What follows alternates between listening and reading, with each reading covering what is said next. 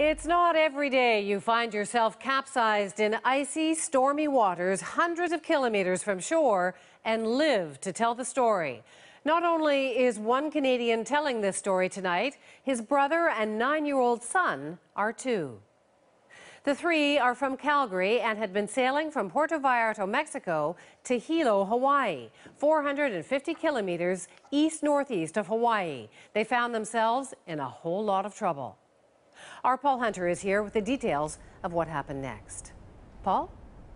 Wendy, imagine this. You're in a storm in the middle of the Pacific. Your boat has sunk and you're bobbing around in the dark next to a giant cargo ship.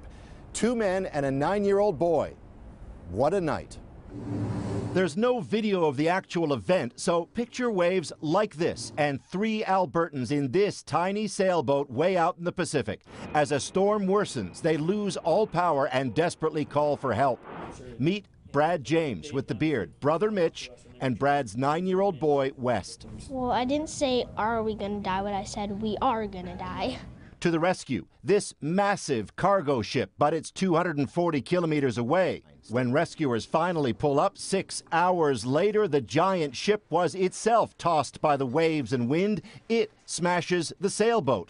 And West immediately went, we're gonna sink, we're gonna die. And I went, we're not gonna die. And Mitch went, we're not gonna sink. And then I looked in the boat and I said, there's 8 feet of water in it already. We're not gonna die, but we are gonna sink.